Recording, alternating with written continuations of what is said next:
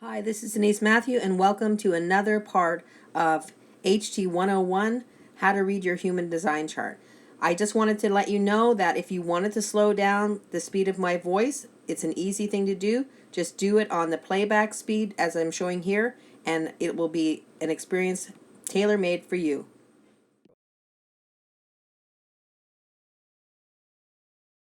The way I've broken down this video is I've started with the type, then went to the strategy. What I wanted to do was start with a broad overview of the type because that's the broadest of all the things in human design, and then we slowly get into the more specific parts of the chart.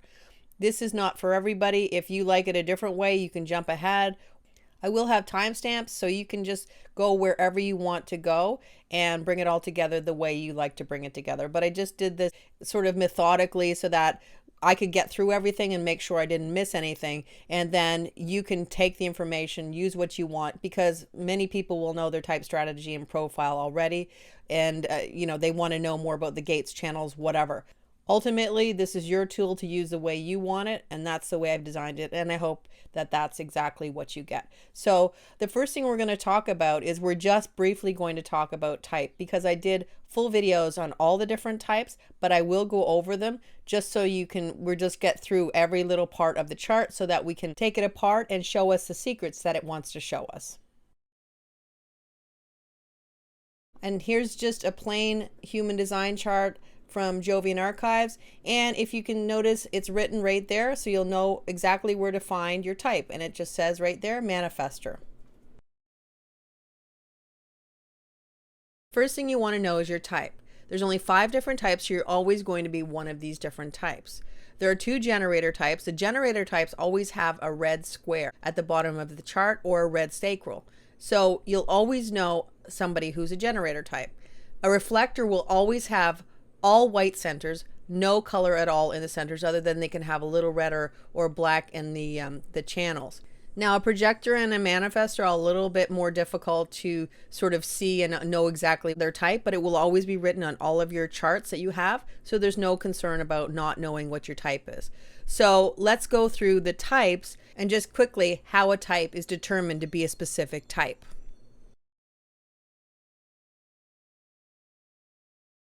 So if somebody's a projector, it means that they're not going to have a motorized throat, and it also means that they're going to have an open sacral, which is the white square. Instead of being red like a generator type, it will be white, and there is no access to a motor to the throat. We will talk more about what that actually means later on, but for now, that's just the way they determine somebody who's a projector type.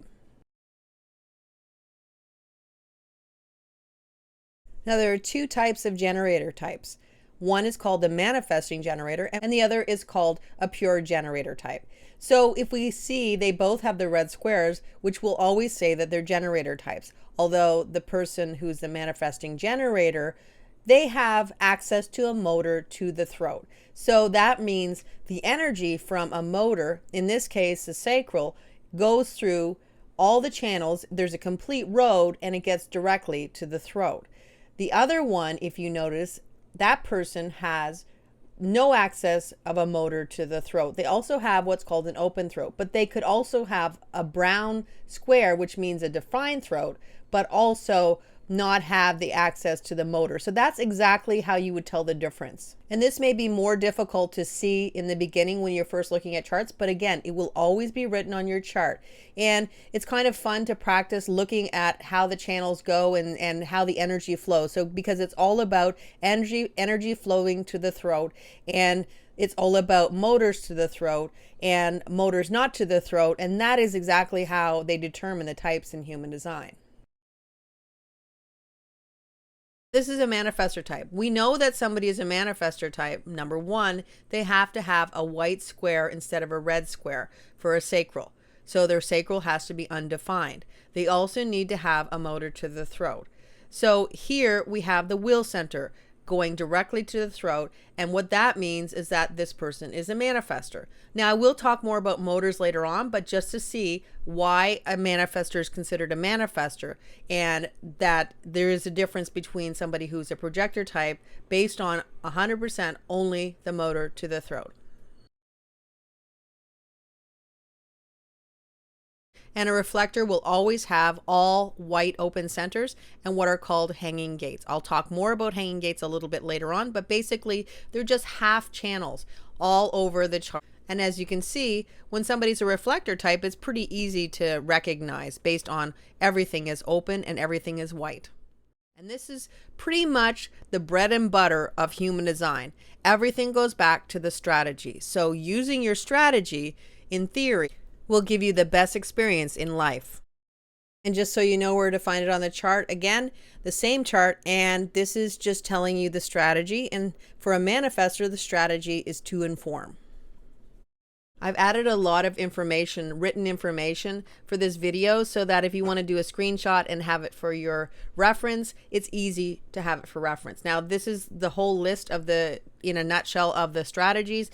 And in human design, a strategy is considered a way of interacting with the world, reading signs around you, or a way of interacting with people to get the best experience in life. And if there's anything that can be said about strategy, most times when you don't know your strategy, you're going to be doing the exact opposite of your strategy. So what I talk about for each type, if you're that particular type and you're brand new to human design, you may have seen yourself going exactly opposite to what the strategy for that particular type is. It's very common.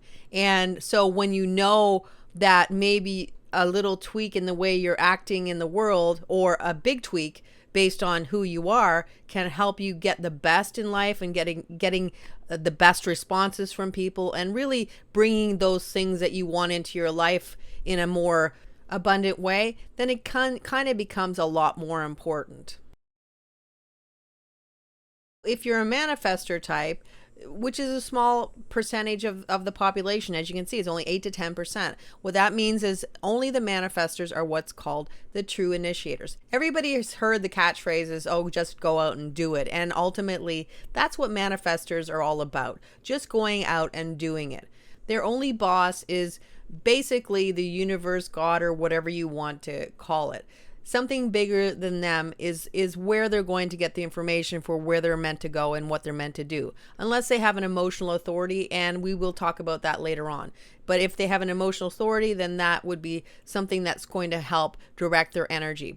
But ultimately, it's all about creating opportunities, and really manifestors are here to initiate all the rest of us in our lives. So when you come in contact with somebody who's a manifestor, you will be in some way usually initiated.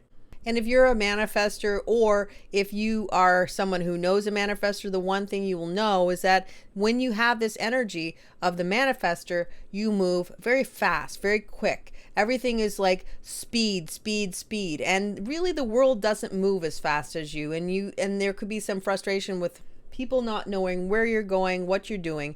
And usually when you're a manifestor type, the last thing you want to do is tell people what you're doing. But that's where the strategy comes in, because ultimately, as a manifestor, you're here to initiate and do what you want to do. But if you're not informing people who are affected by your decision, there can be some ruffled feathers. So for instance, if you're going around and you're preparing for a big dinner, and it's a big anniversary dinner, and you're with your partner and you're having a big dinner, and you've prepared it all as a manifestor, and you say, okay, come on over and show up. And unfortunately, the other partner is somebody who is very busy with work, and they haven't made any arrangements to actually be free.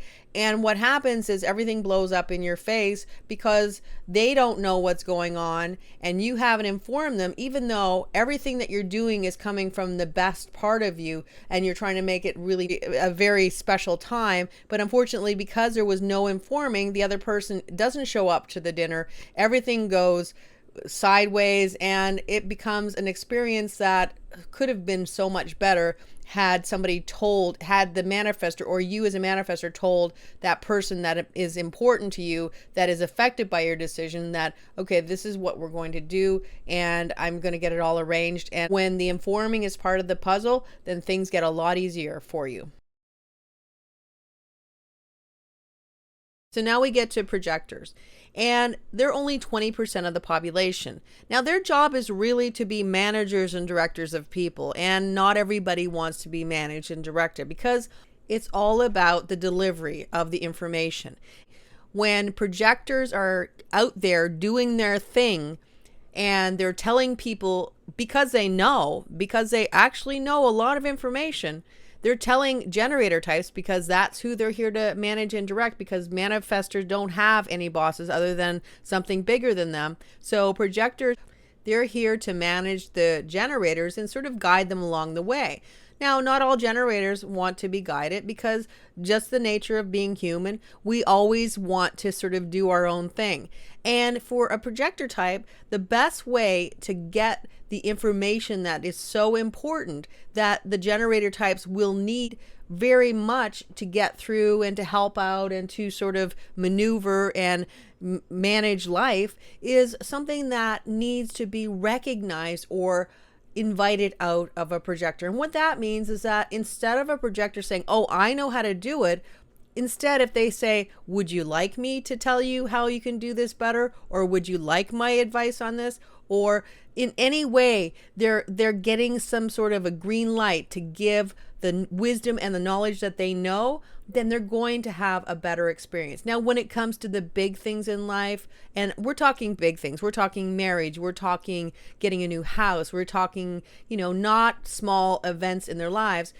It's all about being recognized and invited in to those opportunities. And that is what many projector types will struggle with. And I think there's not many types that are not going to struggle with this whole concept of waiting for something to happen. For projectors, it's about waiting for an invitation. So they know what they want, and they've been always told, and we've all been told, just go out and do it. And we're not manifestors. So if we are a manifestor, absolutely. But if we're not, there's a different way, and that is the strategy. So for a projector, it is preparing for those big events, knowing in your heart that you will be called on, you will be recognized, and you will get the invitation.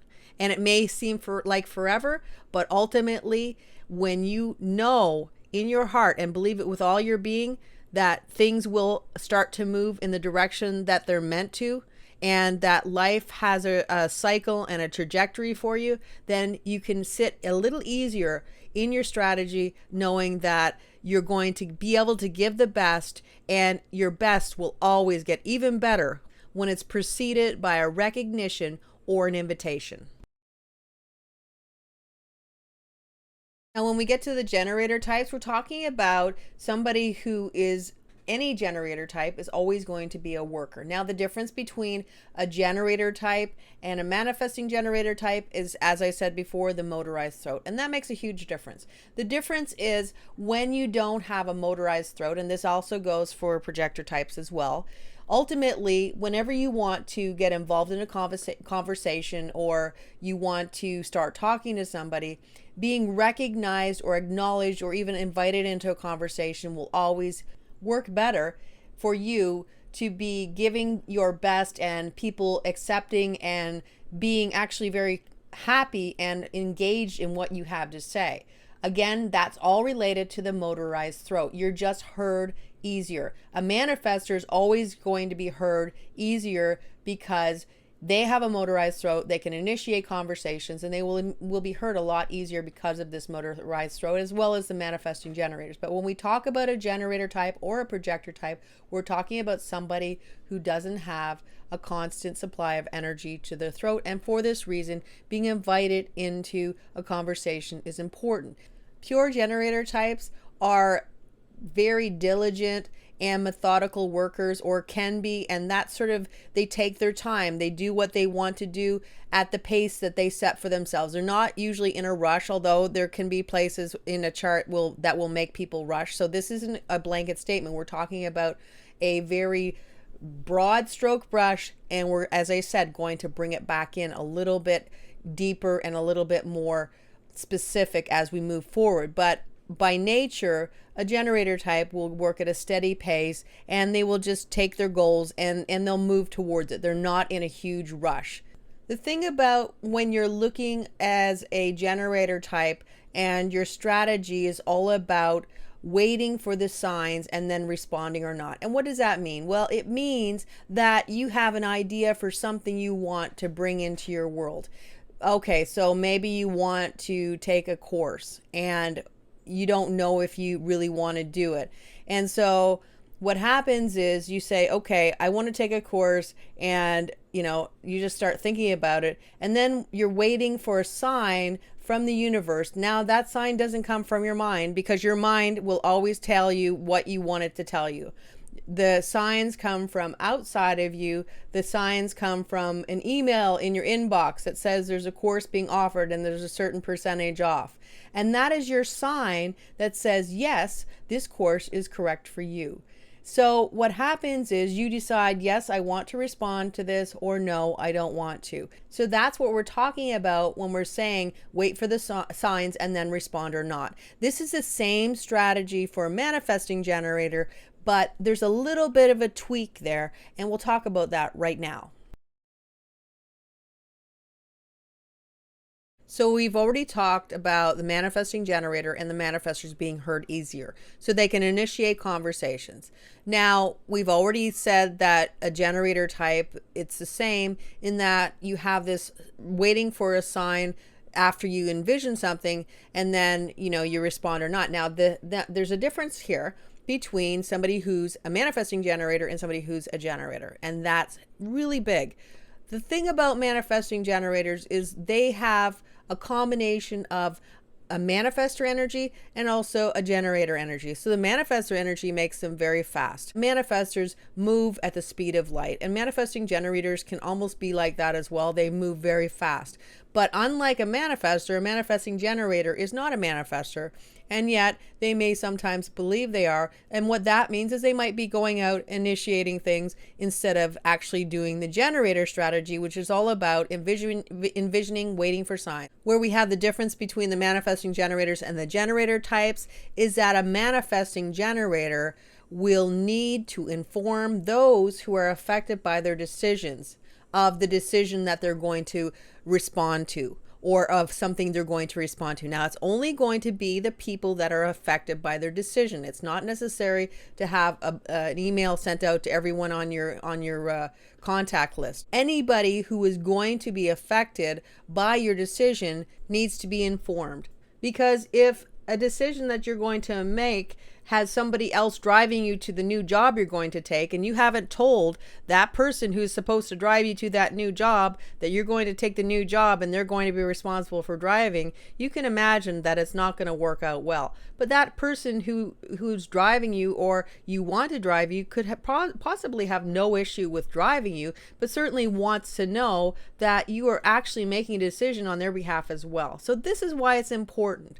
Manifesting generators move very fast, as I said, and the thing about them is that they will jump steps, and they will go faster and miss things and then have to go back and then repeat it. It's very common because there's always this rush to move forward, move forward, move forward. The one thing about manifesting generators is to know that they have to wait to respond to things in the outside universe, and to realize that they are not manifestors and they are not here to initiate. But when they get the strategy down pat, they look for the signs, they wait for something to respond to, they inform those who they're going to be affected by it, and then they respond, life gets easier.